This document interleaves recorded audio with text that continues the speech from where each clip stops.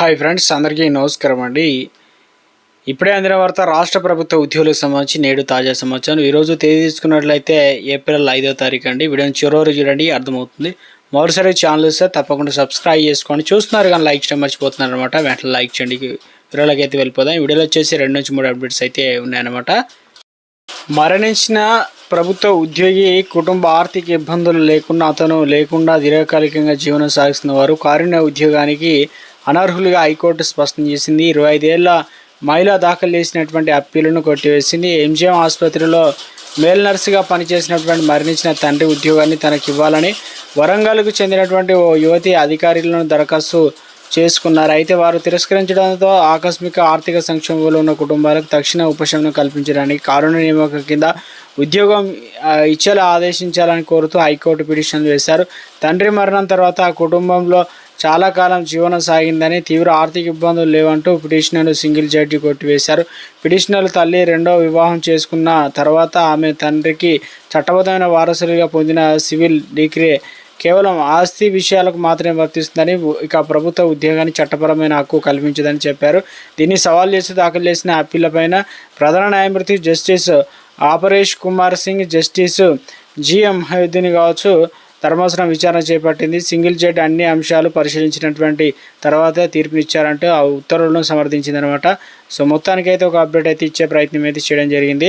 ఇక నీటిపారుదల శాఖలో గతంలో వినిపించిన పనిచేసినటువంటి 7 ఉద్యోగులకు సంబంధించి తాము ఏదైతే ఇచ్చిన ఉత్తర్వులను ఎందుకు అమలు చేయడం లేదని రాష్ట్ర ప్రభుత్వాన్ని హైకోర్టు ప్రశ్నించింది.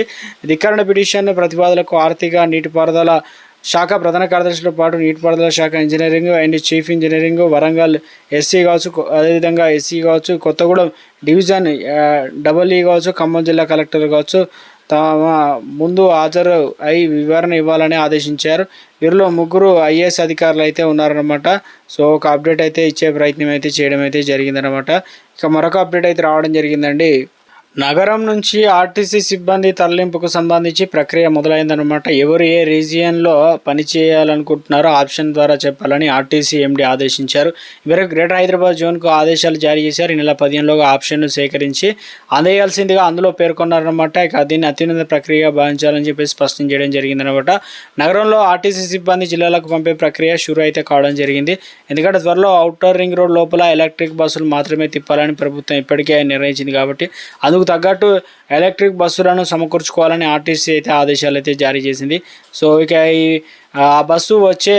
బస్సులు వచ్చేది తత్సమాన సంఖ్యలో డీజిల్ బస్సులు జిల్లాలకు బదిలీ చేస్తారు. ఈ ఎలక్ట్రిక్ బస్సులలో గ్రాస్ కాస్ట్ ట్రాక్ విధానంలో ఆర్టీసీ అద్దెకు తీసుకుంటుంది. 2 సంస్థలు వాటిని నిర్వహిస్తారన్నమాట. అప్పుడు నగరంలో డిపోలన్నింటినీ వాటికి అప్పగించాలను.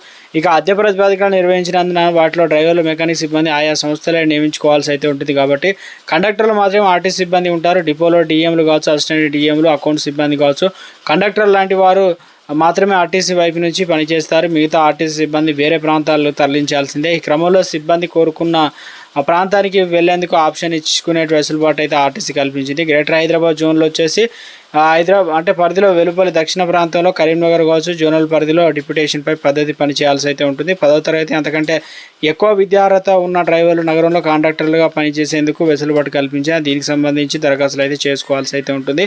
ఇక మెకానిక్లు వారి విద్యార్హత ఆధారంగా ADSలుగా, బస్సు కౌంటర్ సిబ్బందిగా, అదేవిధంగా భారీ వాహనాల డ్రైవింగ్ లైసెన్స్ ఉన్నవారు పార్కింగ్ డ్రైవర్లుగా ఓడితో పనిచేసేందుకు దరఖాస్తు చేసుకోవచ్చు. డ్రైవర్, గ్యారేజ్ సిబ్బంది కలిపి నగరంలో దాదాపు 8,000 మంది పనిచేస్తున్నారన్నమాట. సో ఇక జిల్లాల వారిగా కండక్టర్లు సహా మినహా డ్రైవర్లు, గ్యారేజ్ సిబ్బంది తప్పనిసరిగా స్థానచలనం అయితే తీసుకోబోతున్నారన్నమాట. ఒక అప్డేట్ అయితే ఇచ్చే ప్రయత్నం అయితే చేయడం అయితే జరిగిందనమాట.